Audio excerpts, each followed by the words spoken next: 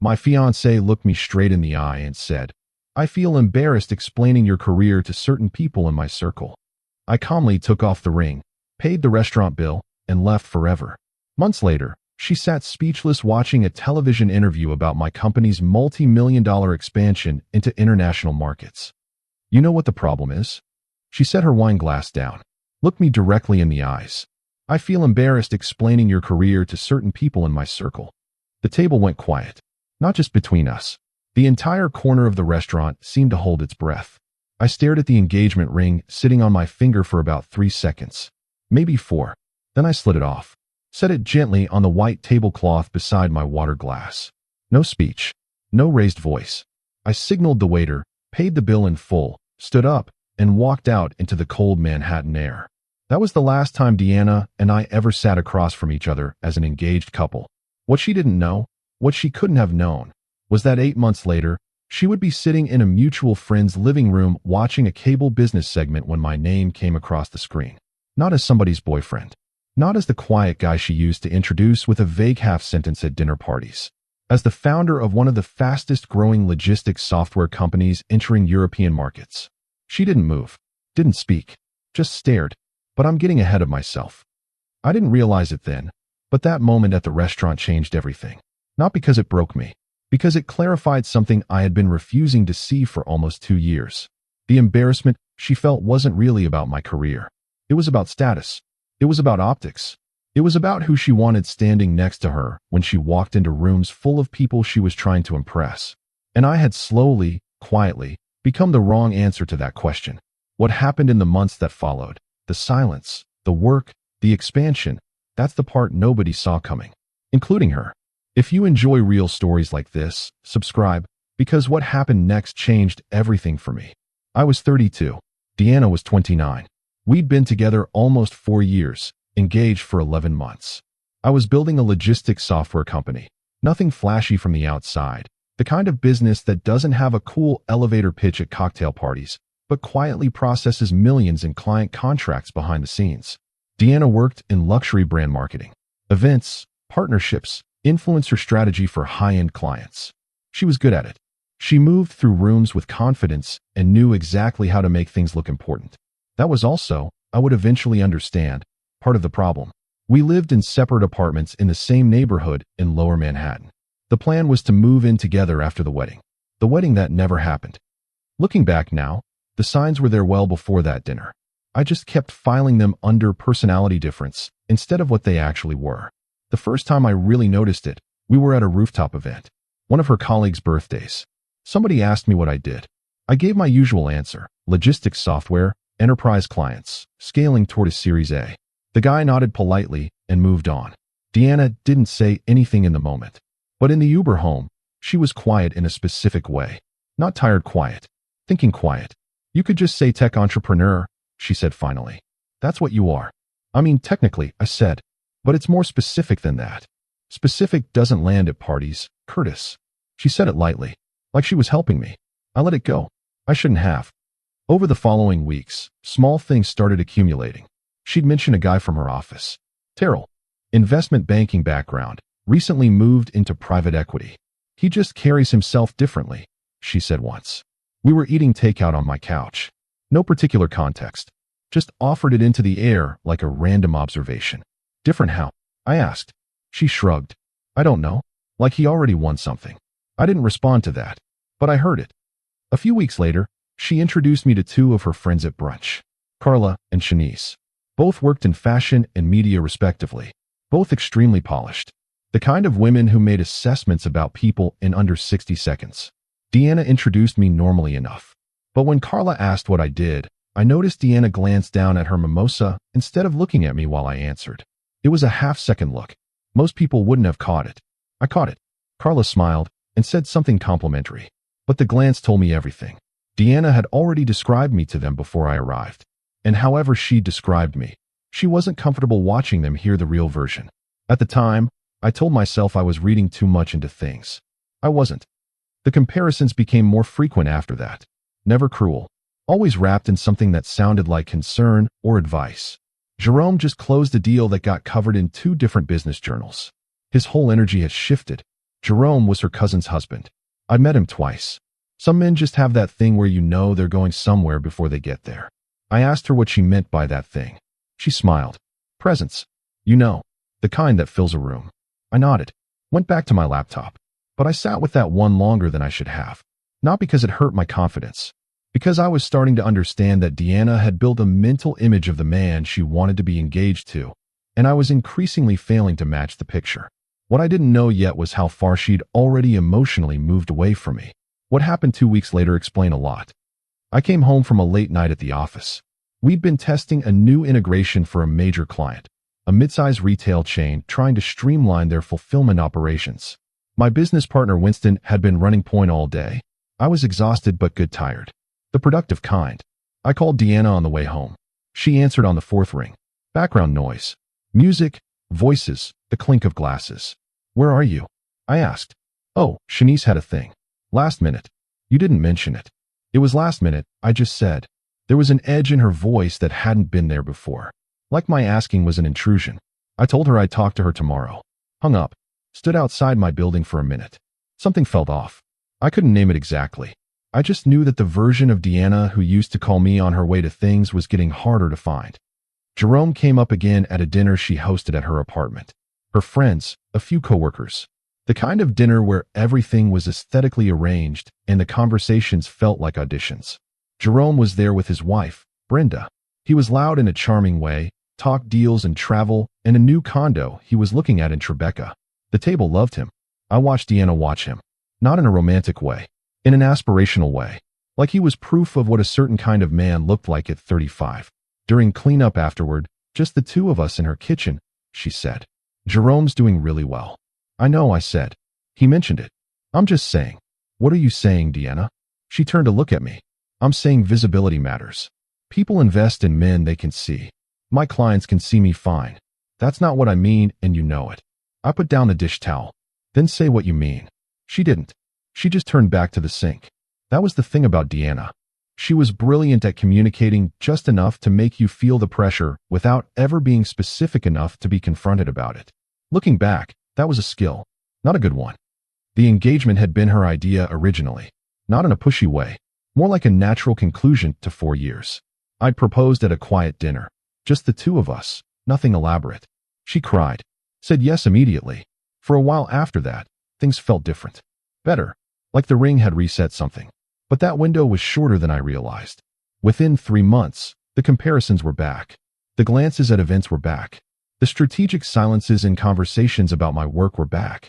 The only thing that had changed was now we were engaged, and the social pressure she felt to present a certain kind of partnership had intensified. She was building a brand. Her life was the content. And I was starting to feel like a caption she wasn't sure about. The dinner where everything finally broke happened on a Thursday. We'd been looking at wedding venue options. She wanted something grand. I wasn't opposed to that. I just wanted to make sure we were building a life we could sustain, not performing one for one weekend. We'd had versions of that conversation before. They never ended cleanly. That night, we were at a restaurant she liked. Good food, dim lighting, the kind of place where the acoustics mean conversations stay private. She'd seemed distracted through most of the meal, checking her phone, answering in short sentences. Then somewhere between the entrees and the check, she set her phone down and looked at me with something I hadn't seen before. A kind of tired decision. I need to say something. Okay. I've been thinking about this for a while. I waited. You know what the problem is? She held eye contact. I feel embarrassed explaining your career to certain people in my circle. There it was. The sentence she'd been assembling piece by piece for months. Every glance, every comparison, every sideways comment. They'd all been construction materials. And now the thing was built. I looked at her for a moment. Then I looked at the ring. 3 seconds. Maybe 4. I slid it off my finger. Placed it on the tablecloth next to my water glass. Very quietly. Very deliberately. She blinked. Curtis. Don't. I raised one hand slightly. Not aggressively. Just a signal. We're done talking. I caught the waiter's eye, asked for the check, paid the full amount, folded my jacket over my arm, and stood up. She was still in her chair. Still blinking. You're just going to leave? Yeah, I said. And I walked out. I stood on the sidewalk for a while. The city was doing what it always does at night. Moving, loud, completely indifferent. I didn't feel dramatic. I didn't feel devastated. I felt something I hadn't expected. Clarity. Like a noise I'd been living with for so long I'd stopped hearing it had finally gone quiet. I walked home. Didn't call anyone. Didn't text anyone. Just walked. At some point during that walk, I realized something I should have understood months earlier. I had been trying to prove my worth to someone already committed to misunderstanding me. That wasn't a failure of my ambition. That was a failure of her vision. And those are two completely different problems. I blocked her number that night. Not out of anger. Out of clarity. I knew if I left it open, she'd call. She'd find the right words to soften what had happened. She was good with words. She'd built a career around making things sound like what she needed them to sound like. I wasn't interested in being repackaged. I went to bed, set my alarm for 5:30, and slept better than I had in months. Winston noticed the change immediately. We'd been business partners for 3 years. He knew me well enough to read shifts without needing explanations. Monday morning, I came in and sat down and started going through the client pipeline with a focus that probably felt slightly different than usual. He watched me for a while, then said, "You good?" "Better," I said. He nodded. Didn't ask more. That's why I valued him. The next 6 months were the most productive stretch of my professional life. And I don't say that to make the breakup sound like a gift.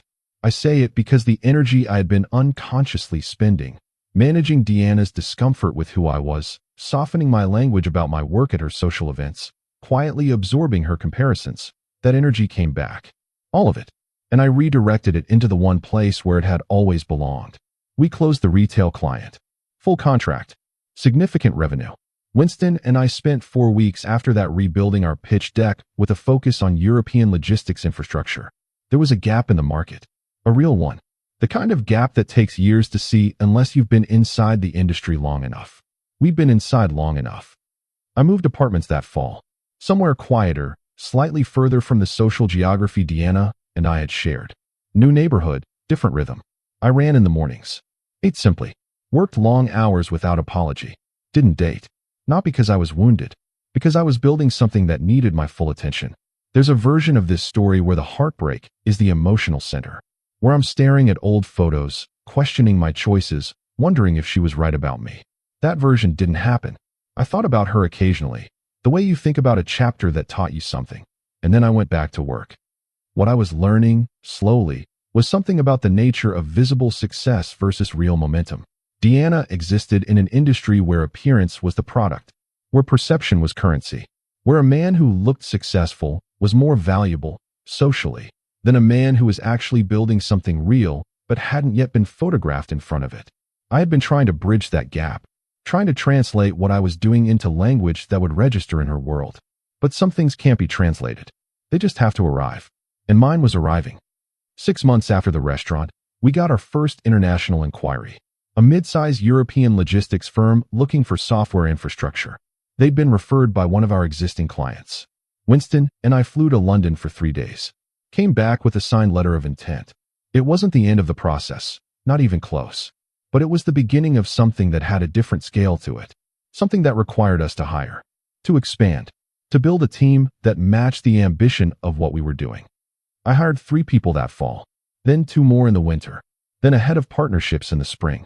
Jerome, Deanna's cousin's husband, the one she used to reference at dinner parties, was in a completely different industry.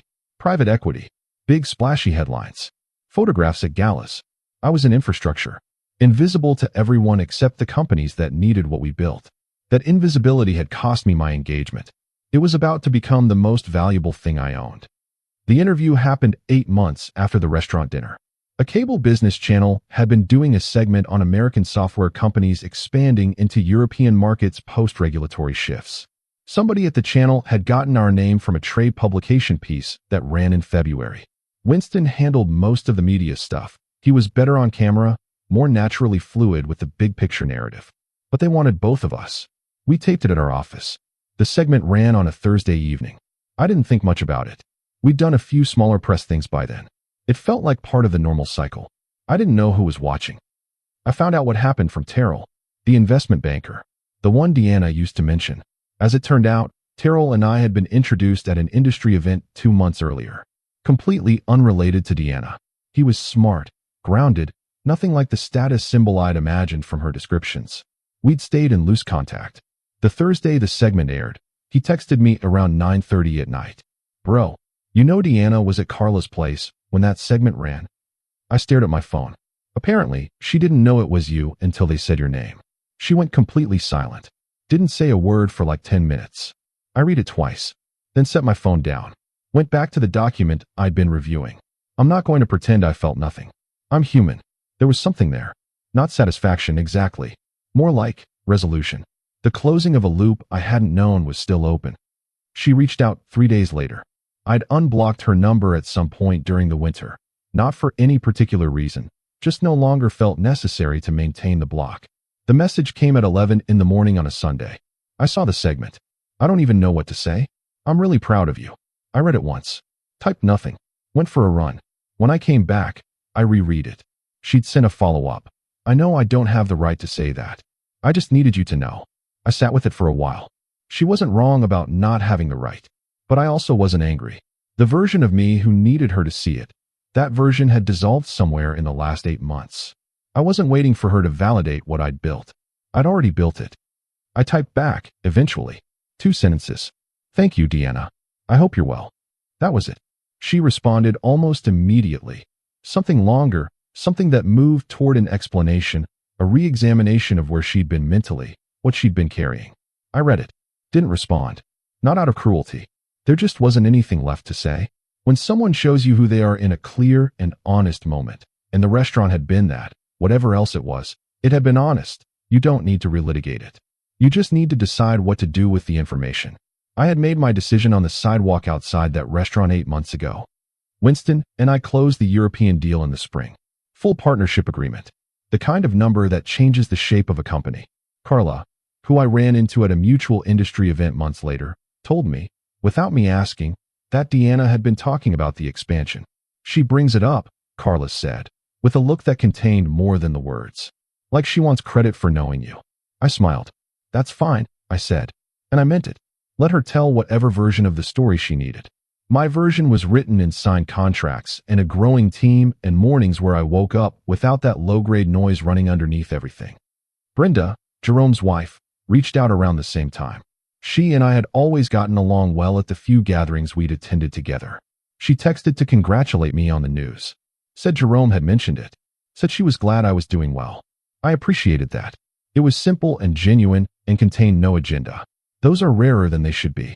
Shanice wrote a brief piece for a digital media outlet she'd started contributing to. It was a roundup of New York-based founders making moves in international markets. We were one of 5 companies mentioned. She texted me a heads up before it ran. Figured you'd want to know. Thanks, I said. You always had it, she added. For what it's worth. I thought about saying something. Then just sent a thumbs up. Some things don't need to be turned into moments. I think about the ring sometimes. Not often, but sometimes. The way I set it down on that tablecloth. The controlled deliberateness of it. At the time, I wasn't sure if I was being calm or just numb. Looking back, I understand it better now. That calmness wasn't performance. It was recognition. Recognition that some decisions, once someone makes them for you, you should have the dignity to honor. Deanna had made a decision. She told me, clearly and directly, where I ranked in the hierarchy of things she valued. The most respectful thing I could do, for both of us, was believe her. I'm 33 now. The company has offices in 2 countries. We're building toward a 3rd. Winston and I had dinner last month at a restaurant not far from where the breakup happened. We didn't plan it that way, just where we ended up. I looked at the general direction of that corner table at some point during the meal. Didn't feel much. Just that quiet appreciation you feel when you realize how far something has traveled. You're somewhere else for a second, Winston said. Nah, I said. I'm here. And I was. I don't think Deanna was a villain. That's probably the part people expect me to say differently. But she wasn't. She was someone who had decided what success was supposed to look like before it had fully arrived. And she couldn't see past the picture she'd already drawn. That's not evil. That's just a limitation. The most expensive limitations aren't the ones other people impose on you. They're the ones you accept as true. I had almost accepted hers. I'm grateful, in a way I didn't expect to be, that she said it out loud. That she sat across from me in that dim corner restaurant and handed me the clearest possible picture of what she actually saw when she looked at me. Because it let me stop arguing with a version of myself that was never real, and go build the one that was. She wanted someone whose success was already visible. She never noticed the kind that was still becoming. By the time she finally saw my worth, I no longer needed her to.